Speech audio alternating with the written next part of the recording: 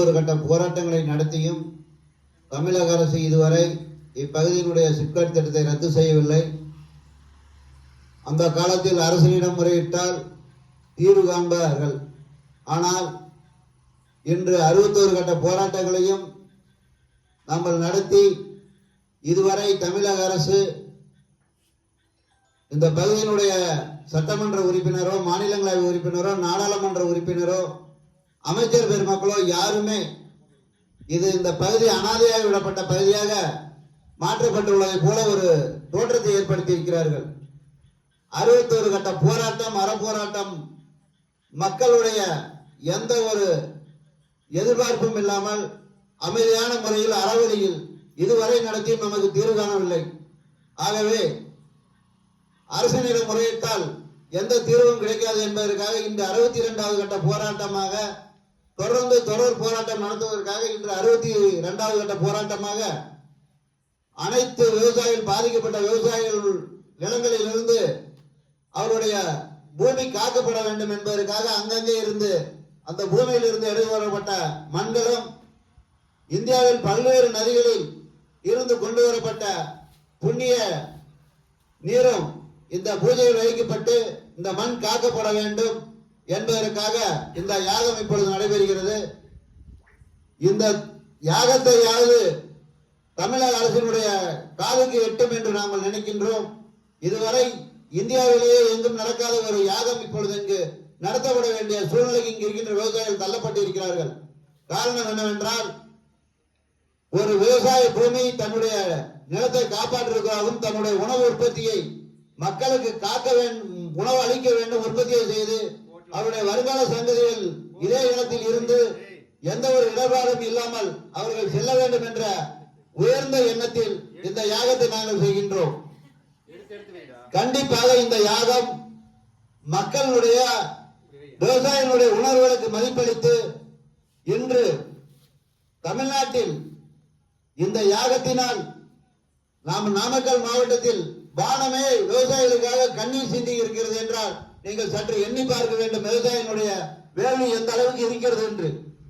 ஆகவே இந்த பூமியை மண்ணை எடுத்த யாரும் இந்த பூமியில் நினைத்து வாழ்ந்தவர்கள் சரித்திரம் கிடையாது. கல்லணையை கட்டிய கரிகாலன் இன்று வரை தொடர்ந்து அவருடைய வரலாறு பேசப்படுகிறது. ஆனால் சிப்காட்டிற்காக நிலத்தை எடுத்தவருடைய வரலாறு மண்ணோடு மண்தான் அழிந்திருக்கிறதே தவிர இதுவரை வரலாற்றில் எந்த இடத்திலும் பேசப்படவில்லை என்பது நீங்கள் கண்கூடாக அறிவீர்கள். ஆகவே இந்த வேள்வியின் மூலம் நாங்கள் சொல்லக்கொள்ள கடமைப்பட்டது என்னவென்றால், இந்த பகுதியுடைய விவசாயிகளை நிம்மதியாக வாழ விடுங்கள்.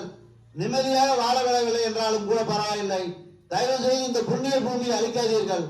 நேற்று தேர்தலுக்கு முன்பாக சொன்னார்கள், இந்த பகுதியில் சிப்காட் திட்டத்தை பச்சை நிற சிப்காட் திட்டம் கொண்டு வரப்படும், பசுமை நிற சிப்காட் கொண்டு வரப்படும் என்று சொல்லியிருக்கிறீர்கள்.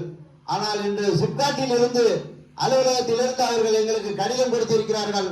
அதை நாளை காலை உங்களுக்கு வாட்ஸ்அப்பின் மூலம் எல்லோருக்கும் அனுப்புகிறோம். இந்த நாமக்கல் மாவட்டம் அல்ல, தமிழ்நாட்டில் எல்லோரும் தெரிந்து கொள்ள வேண்டும். பசுமை சிப்காட் என்றால் என்ன என்று சிப்காட் அலுவலகத்தில் கேட்டதற்கு அவர் சொல்கிறார்கள், அங்கு தொழிற்சாலை அமைக்கப்படும் என்ற இடத்தில் 10% மரங்களை வைத்தால் அதுதான் பசுமை சிப்காட் என்கிறார்கள். ஒரு இடத்தில் 100 ஏக்கர் வைக்கிற இடத்தில் 10 ஏக்கர் மரங்களை வைத்தால் அதற்கு பேர் தான் சிப்காட், பசுமை சிப்காட். இப்படி ஒரு புதுமையான மக்களுடைய எண்ணங்களை புரிந்து கொள்ளாமல் ஒரு பொய்யான தகவலை மக்களிடம் பரப்பி புதிய பசுமை சிப்காட் என்று தவறான வார்த்தைகளை இங்கே இருக்கின்ற மாநிலங்களவை உறுப்பினர் மக்கள் மன்றத்திலும் தொலைக்காட்சியிலும் பொதுவெளியிலும் பத்திரிகையிலும் இது போன்ற தவறான தகவலை பரப்பி வருகிறார்.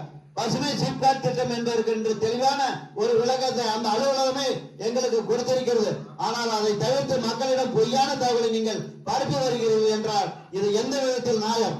ஆகவே தயவு செய்து மாநிலங்களவை உறுப்பினர்களை நான் கேட்டுக்கொள்வது என்னவென்றால், தயவு செய்து பொதுமக்களிடமும் விவசாயிகளிடமும் தவறான தகவலை நீங்கள் தயவு செய்து பரப்ப வேண்டாம்.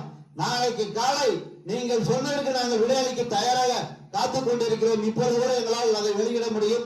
இருந்தாலும் யாகத்தில் இருப்பதால் அந்த செயலை செய்யக்கூடாது என்பதற்காக நாங்கள் பொறுமை காத்துக் கொண்டிருக்கிறோம். ஆகவே இதனுடைய யாகம் பிரதிபலிக்கும். இன்று மட்டுமல்ல, இன்றுமே இந்த மண்ணை எடுத்தால் விவசாயிகளுடைய பாவம் யாரையும் சும்மா விடாது.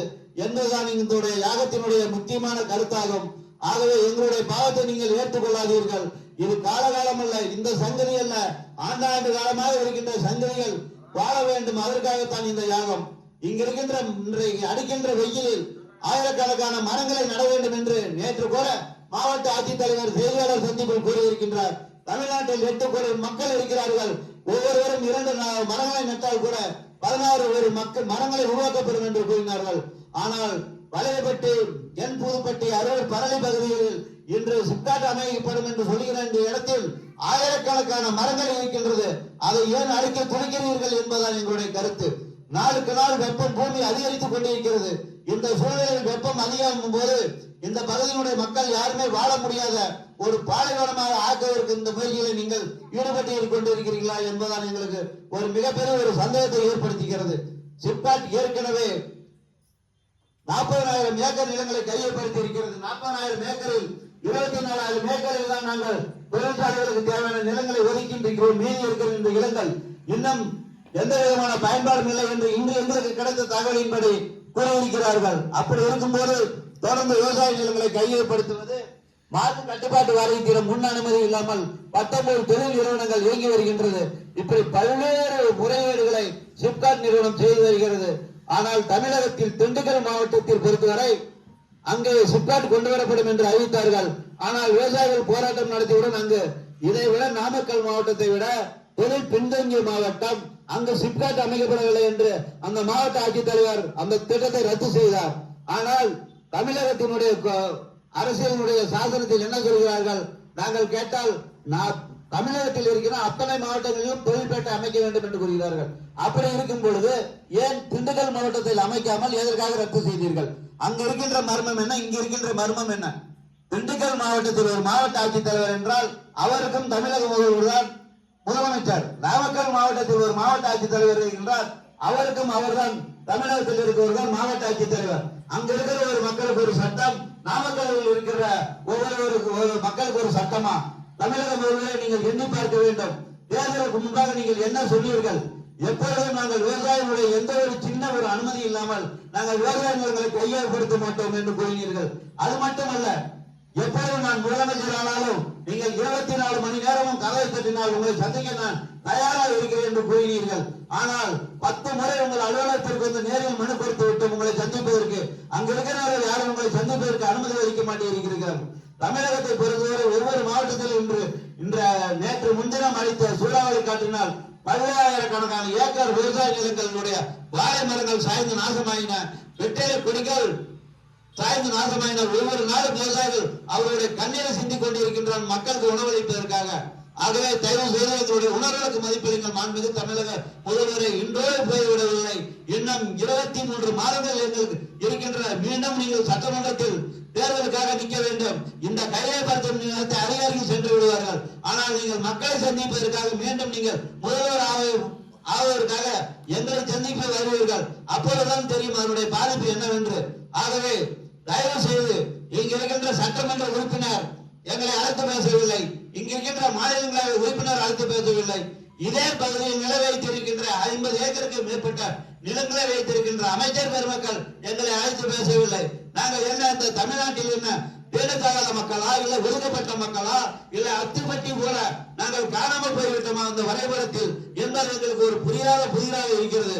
ஆகவே மீண்டும் மீண்டும் பேரவை இந்த யாக பூஜை ஆரம்பிக்க நேரமாவதால் இந்த எங்களுடைய மனமார்ந்த அந்த கோரிக்கையை ஏற்று உடனடியாக பாதிக்கப்பட்ட விவசாயிகளை நீங்கள் அழைத்து பேச வேண்டும். அழைத்து பேச தவறினால் எங்களுடைய வருகின்ற போராட்டம் அடுத்த மாதம் 12ஆம் தேதி வரை இங்கே நடத்துவோம். அதை தவறினால் அதை தொடர்ந்து 13ஆம் தேதி திங்கட்கிழமை முதல் நாங்கள் சென்னையில் ராஜரத்னம் ஸ்டேடியத்தில் தொடர் காத்திருப்பு போராட்டம் குடும்பத்துடன் நாங்கள் அனைத்து ஜாமானம் இருக்கின்ற அத்தனை ஆடு மாடுகளை சென்னைக்கு ஓட்டி வந்து அங்கு 13ஆம் தேதி தொடர்ந்து ராஜரத்னம் ஸ்டேடியத்தில் நாங்கள் ஆடு மாடுகளுடன் குடியேறி அங்கேயே இருக்கிறோம். எங்களை நீங்கள் அங்கு ஜெயிலில் தள்ளினாலும் சரி, அல்லது எங்களை கடலில் வங்காள விரிகுடாவில் கொண்டு போய் அங்கே கடலில் போட்டு எங்களை கரைத்தாலும் சரி, எங்களுக்கு அதை பற்றி கவலை இல்லை. எங்களுக்கு தீர்வு காணாமல் 13ஆம் தேதி சென்னை விட்டு நாங்கள் வரமாட்டோம் என்பதை கூறிக்கொண்டு இப்பொழுது யாகம் நடைபெறுகிறது என்பதை அன்போடு தெரிவித்துக் கொள்கிறேன். நன்றி, வணக்கம். Kajaraha Pakutabati Bhatiramba Sambas Prani Edu Pigazimani Samastagam Jitamba अस्य आवयो सककुरुपायां सककुरुपविचिष्याम आयुरारोग्यं सेमिते समसलक्ष्मीग्रास नारशृंगी सर्वक्षोभं अनले अभि अपराजिते महासिंहवागिनी महिषासुरमर्दिनी अनघन मध्य मध्य मारे मानसोस्य महाग्रहांब जड़ जड़ सुरसर पुरबर दर दर मध्य मध्य मारे मधुमानसुंब महाग्रहांब समुद्र